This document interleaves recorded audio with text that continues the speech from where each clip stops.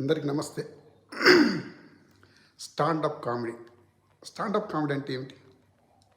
నిలబడి నవ్వించడమా? అదేనా దాని అర్థం? అది కాదు. నువ్వు వేసే హాస్యానికి, చేసే మీ హావభావాలకి అక్కడ కూర్చున్నటువంటి వాళ్ళు లేచి పగలబడి నవ్వి మిమ్మల్ని హర్షధ్వానాల మధ్య పొగుడుతూ ఉంటే మీరు చేసే ఆ హాస్యం అంతకంత రంజింపజేస్తుందని దాని అర్థం.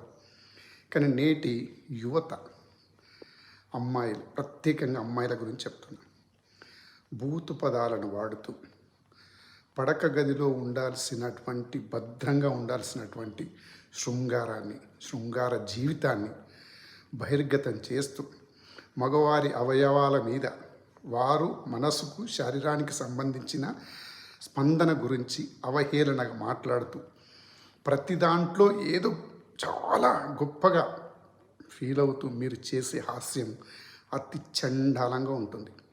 దాన్ని హాస్యం అనరు, మీరు వాడేది హాస్య పదాలు కావు.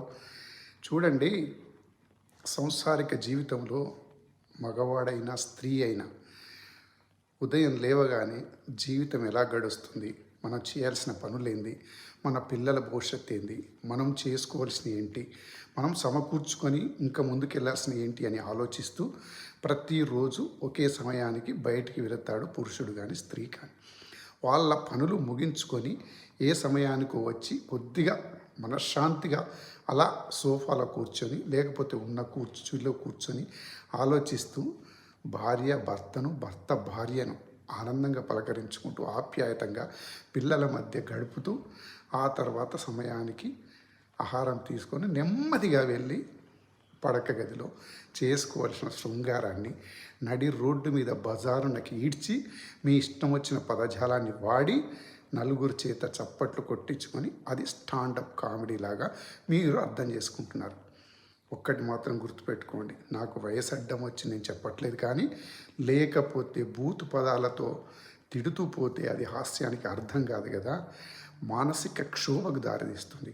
ప్రతి మనిషి మనసు ఎక్కడో చుమక్కుమని ఆ ఆవేదన గురిచింది. మనిషిగా బ్రతకడం ఇదేనా? అసలు మనసు చంపుకొని బ్రతకడం ఇదేనా?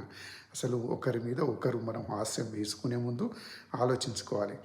నీ పరిజ్ఞానాన్ని ఎంతవరకు పంచగలవో నువ్వు ఆలోచించుకొని నువ్వు ఇతరులకు హాస్యం పంచకపోతే చాలా తప్పుదోవ పడుతూ నువ్వు అపహాస్యం పాలవడం ఖాయం.